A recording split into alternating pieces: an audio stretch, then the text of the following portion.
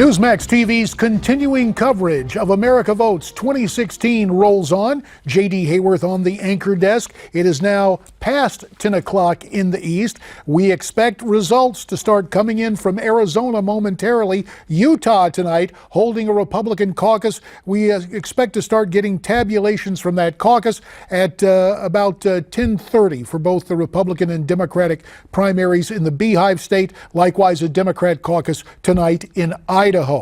In Arizona, Republicans versus Democrats. We have the numbers up here, or pardon me, Republicans with a primary of their own, Democrats with their own primary, and of course, Republicans versus Democrats in the general election coming up the first Tuesday following the first Monday in November. Now that we've got that all straight, let's set the lineup for you, people who are here to discuss the issues with us. And let's begin from Newsmax, New York, with Rick Ungar, who joins us with a point of view perhaps a little left of center screen from Nashville, Tennessee. We're pleased to have Scottie, Nell, Hughes, and screen right, the right guy to go to for advice, Newsmax TV political analyst Dick Morris, Skyping in from Connecticut. Rick Ungar, we do not mean to give you short shrift about your assessment of what is happening in the Democrat Party.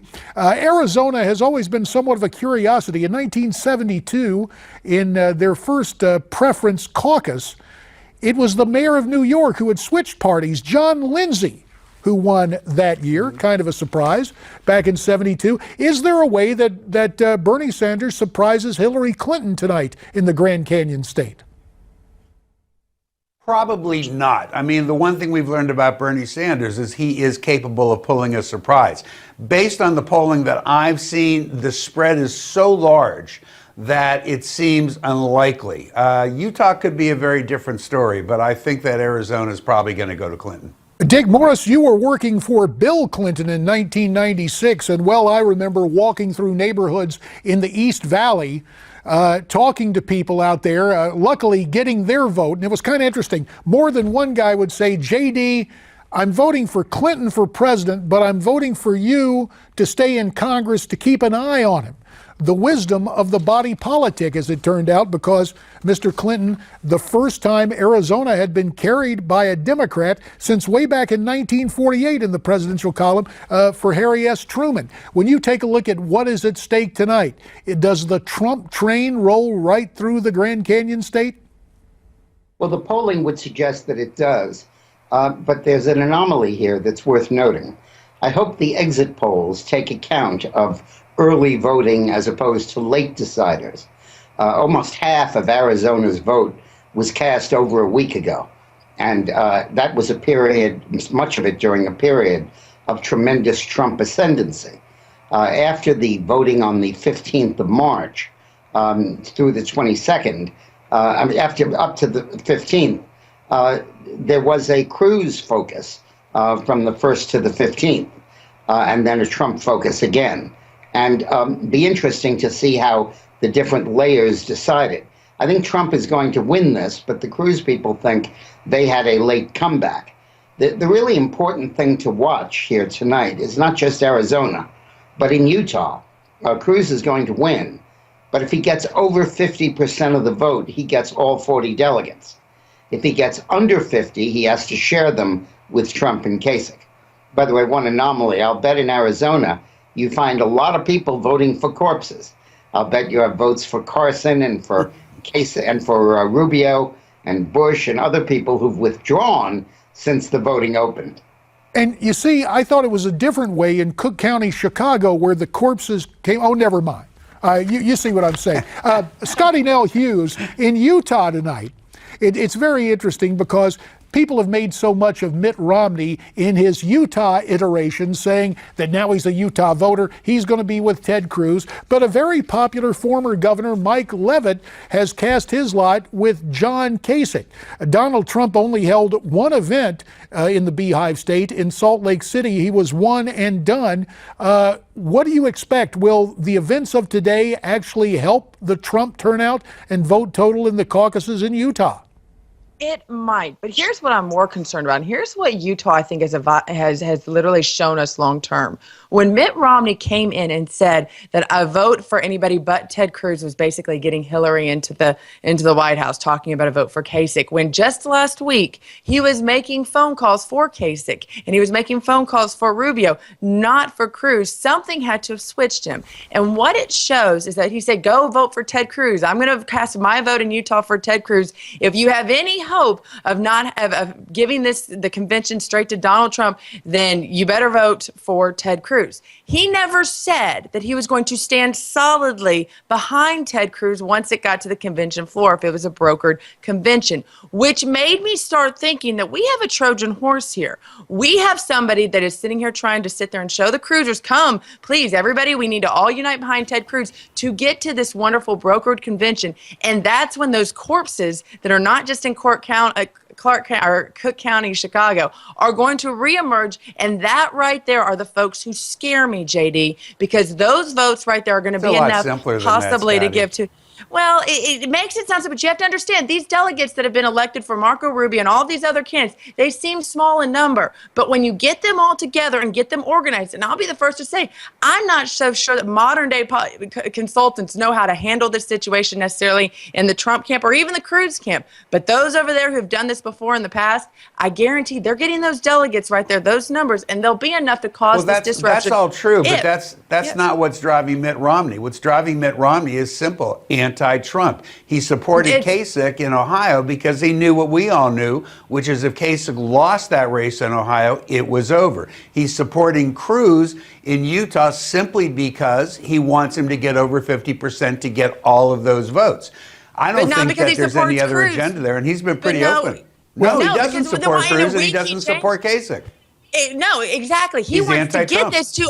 He wants to get this to a brokered convention floor for the House. This is their last chance. It's not because he stands behind Ted Cruz and his policies.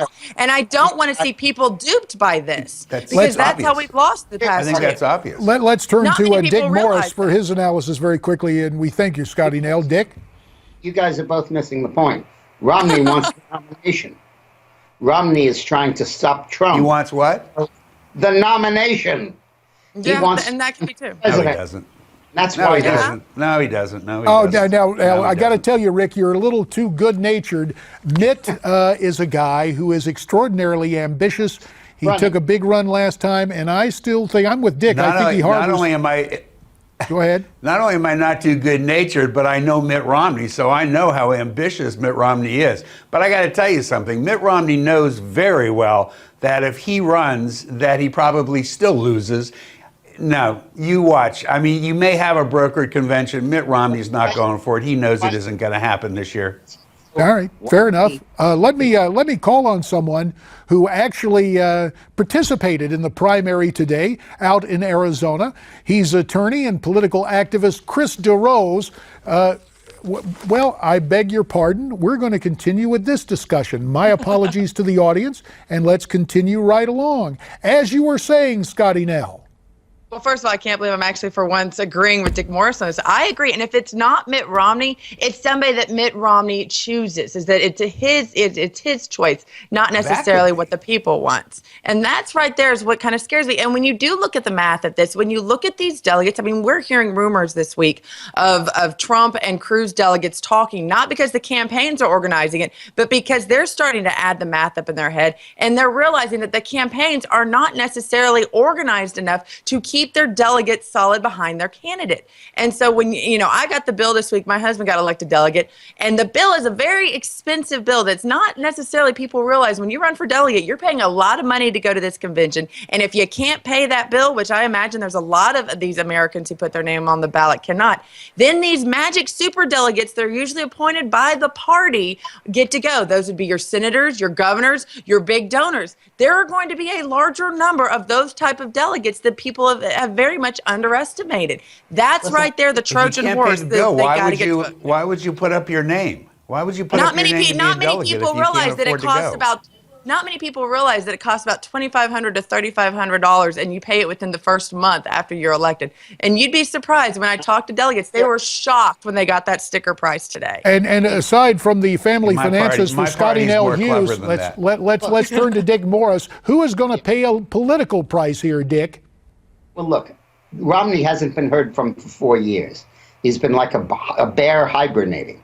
And then all of a sudden he comes out of the woodwork, wakes up and knocks Donald Trump in a speech in Utah, and then is active for Kasich in Ohio, and then he speaks up for Cruz in Utah.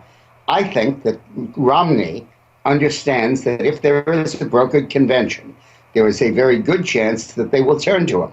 And the guy that ran in 2008 and lost, and 2012 and lost, I think cannot be counted out in 2016. And I smell a lot of self-interest in what he's doing. Otherwise, he just likes to see himself on TV. And that's not a good enough explanation. You mean a politician engaged in self-interest? I'm shocked to hear that, Dick. Although I got to tell you, Mitt Romney, who I've seen over the years, and I've been a victim at times of his political convenience, Mitt is blessed with the gift of believing passionately in what he says at the exact nanosecond he says it. Something about show me the metrics, show me the metrics, show me the numbers. Just accordingly. That at least is the legend of Romney in 2009. Bias here. I love it. Well, on top of that, here's where the plot thickens, gang, and I'll leave you with this thought. The guy presiding over the convention is Paul Ryan. So it would be delicious from a political perspective, a Romney-Ryan fight. But I don't think that's going to happen. Rick Ungar, Scottie, Nell, Hughes, our thanks to you. Dick Morris is coming back, and the aforementioned Chris DeRose as we roll on with our continuing coverage on Newsmax TV.